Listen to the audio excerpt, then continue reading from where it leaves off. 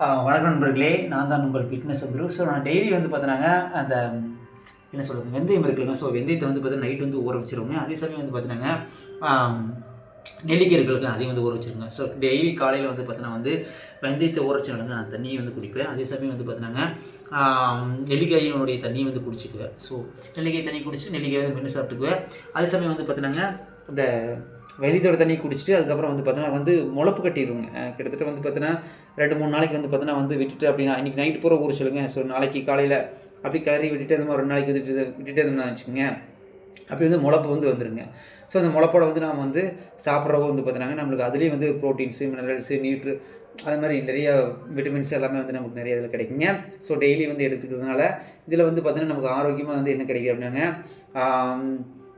வெந்தயம் வந்து பார்த்தீங்கன்னா உடல் சூட்டையும், அதே சமயம் வந்து பார்த்தீங்கன்னா நெல்லிக்கனி வந்து பார்த்தீங்கன்னா கண்களுக்கும், அதே சமயம் வந்து பார்த்தீங்கன்னா ஹேருக்கு ரொம்ப நல்லது. டெய்லி எடுத்து